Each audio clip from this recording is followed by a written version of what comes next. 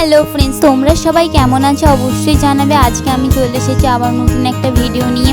Blouse cutting করব, তোমাদের প্রসেসটা ভালো করে দেখাবো স্টেপ বাই স্টেপ। তোমরা ভালো করে দেখলে বুঝতে পারবে যে আমি কেমন করে করেছি, বুঝতে পারবে। 34 সাইজের প্যাটার্নটা আমার আগে থেকেই কাটা ছিল। ব্যাক পার্টটাকে আমি অস্ত্রটা দুভাঁজ করে তার উপরে বসিয়ে কেটে নিলাম।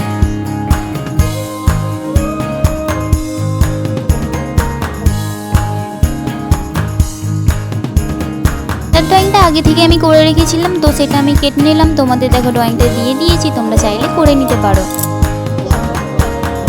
ওটাকে দুভাঁজ করে ফ্রন্ট পার্টটা আমি তার উপরে বসিয়ে কেটে নিলাম। আর হ্যাঁ, তোমরা মনে করে নচ মার্কগুলো দেবে, কারণ সেলাইয়ের সময় খুব অসুবিধা হবে।